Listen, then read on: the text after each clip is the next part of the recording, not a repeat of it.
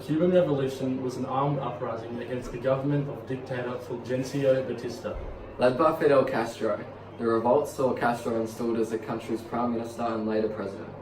Backed by the US government, Batista had been a controlling and brutal dictator who committed many atrocities against his own people.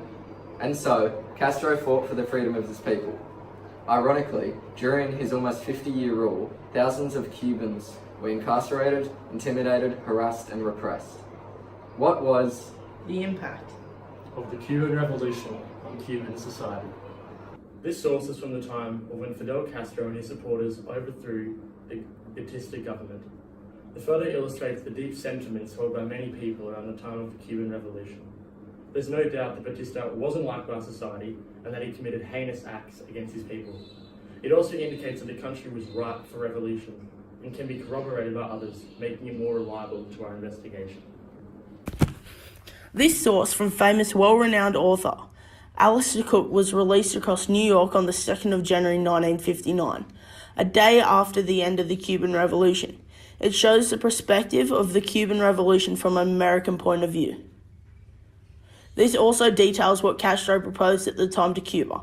Castro promised to nationalize utilities, give working land to tenant farmers, and modernize the island's industries. As a whole, these were positive changes for Cuba, and together were an attempt to improve the country's poor economy. This shows that Castro's intentions towards his economy were good, and in this instance were proposing a positive change to society.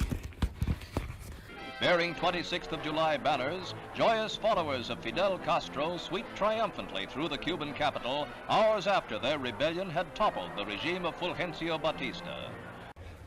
This source was presented by an American news channel, Telenews, at the time of the Havana celebrations and riots in January 1959, the end of the Cuban Revolution. This broadcast shows the perspective of the Cuban society and how they reacted to the political win within Cuba when Castro got into power. This source is perfect for our investigation as it shows how much of Cuban society hated their previous leader and idealized Fidel Castro. This leads us to come up to the conclusion that the majority of Cuba's population had increased well-being and happiness post-revolution. However, there are some contradictions to the previously mentioned sources. This is a photographic source from the time of the Freedom Flights, between the years of 1965 and 1973. The program, led by the American government, used a budget of $12 million. The program quickly gained popularity. By March 1968, over 1 million were on the waiting list to flee Cuba. Those on the waiting list were fired from their jobs, deemed enemies of the state. America were able to provide 300,000 refugees a new home. This is an important source to our case study as it shows evidence of Cubans fleeing their country, due to the fear of political repression and or the fear of the dying economy.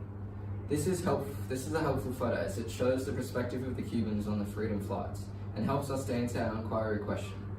Although the Cubans were fleeing their country due to the poor economy, Castro knew why they were leaving and accepted that they weren't coming back. Fidel Castro wasn't all sunshine and rainbows. These three secondary sources taken from different websites speak about Castro's failures and how they contradict the first three. They show how Fidel Castro did indeed do some negative things to the Cuban society. This crippled people's perspective of him as a leader. Castro enforced the repression of the freedom of speech. He executed hundreds of people who were involved in the former Batista government and in the long run didn't improve the economy as he said he would.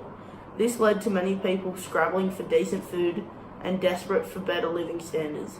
Together, these contradictory secondary sources show us that Fidel Castro didn't just bring about positive change for his country. In conclusion, we have shown through primary and secondary sources the good and the bad about Fidel Castro and the Cuban Revolution. Our first three sources show evidence which suggests that society disliked the Batista government and approved of Castro.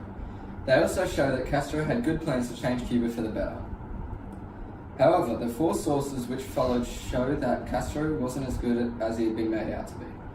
He blocked the freedom of speech, executed thousands of people, and failed to improve his country's economy as he promised. We can draw from this that the Cuban Revolution was not a positive change for the country. Castro wasn't all sunshine and rainbows. Riley, Angus has got his hands on his head. It's triggering. You just go. Oh. Eat. Alright. Refugees and... What?